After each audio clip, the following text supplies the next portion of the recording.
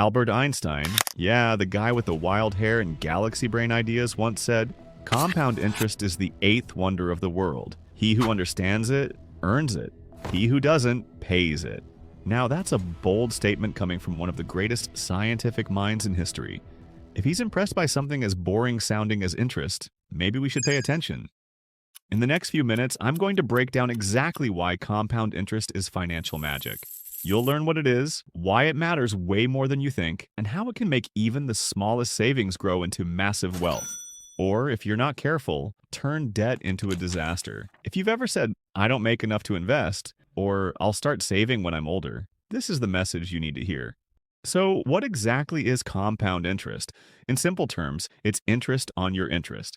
Imagine a snowball rolling down a hill. At first, it's tiny, but as it rolls, it picks up more snow, grows bigger and faster, and by the time it reaches the bottom, it's an unstoppable avalanche. That's what your money can do, if you give it time. Here's a basic example. Let's say you invest $100 at a 10% annual interest rate. With simple interest, you'd earn $10 each year. So after 5 years, you'd have $150. That's fine. Nothing life-changing. But with compound interest, things get more exciting. In the first year, you earned $10. Now you have $110. The next year, you earn 10% on that, $11. So now you have $121. The third year, $12.10. That brings you to $133.10. By year 5, you end up with about $161.05. Now that might not seem like much more than the simple interest example, but here's the thing. Compound interest is a long game. Stretch it out over 30 years and that same $100 grows to nearly $1,745. You didn't work harder, you didn't invest more, you just waited. Let me tell you a quick story. Meet Emma and Jake. Emma starts investing when she's 20. She puts away $200 a month for 10 years, that's it. From age 20 to 30, she invests consistently, then stops. Never contributes another cent. Jake, on the other hand, waits. He starts at 30 and invests the same $200 a month all the way to age 65. That's 35 years of investing. So who ends up with more money? You might think it's Jake, right? After all, he put in way more over a longer time. But here's the surprise. Emma, who only invested for 10 years, ends up with about $315,000 by the time she's 65. Jake, who invested 3 times as much money over 3.5 times as long, ends up with around $385,000. Yes, he has more, but barely. Emma only contributed $24,000 total. Jake invested $84,000. That's a massive difference in contribution for a relatively small difference in result. Why? Because Emma started early. Her money had more time to grow, more time for the interest to compound, more time for the snowball to roll. That's the true power of compounding. It's not just how much you invest, it's how long you give it to grow. Now for the math lovers out there, here's how it works. The formula for compound interest is A equals P times 1 plus R divided by N raised to the power of NET. Sounds scary, but let's break it down. A is the amount you'll have in the future. P is your starting amount, or principal.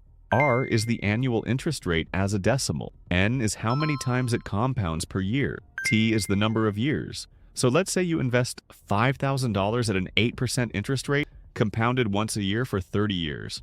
Plug that in, and you get 5,000 times 1.08 to the power of 30. That gives you about $50,313.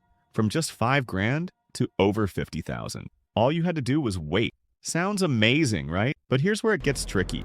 Compound interest doesn't just work for investments. It works on debt too. And when it does, it can become dangerous. Let's take credit card debt. Suppose you owe $5,000 on a card with a 20% interest rate, and you're only making minimum payments. That interest compounds. Every month you're paying interest on the previous interest. If you don't pay it down fast, that $5,000 can turn into $10,000 or more in just a few years. And you're not just paying for what you borrowed, you're paying interest on money you never even spent.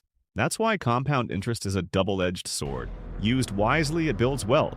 Used poorly, it builds crushing debt. So how do you make compound interest work for you? Not against you. First, start early. Even if it's just a small amount. Don't wait for a better job or a raise. Time is more powerful than the amount you start with. Even $25 a month matters when you give it decades to grow. Second, be consistent. Set up automatic contributions to a retirement or investment account. Don't rely on motivation. Use automation. Make saving a habit. not a decision you have to make every month. Third, don't touch it, let it grow. Every time you pull money out early, you're stealing from your future self. Let your money sit, let it work. Fourth, reinvest your dividends. When your investments pay you income, don't cash it out. Reinvest it so that your income starts earning more income. That's compound interest in action. And finally, use tax-advantaged accounts. Things like a 401k, Roth ERA, or traditional IRA allow your money to grow faster by reducing or delaying taxes. That means more money working for you over time. So if you take one thing from this entire message, let it be this. The best time to start was yesterday. The second best time is today. Thanks for watching, and I will see you in the next one.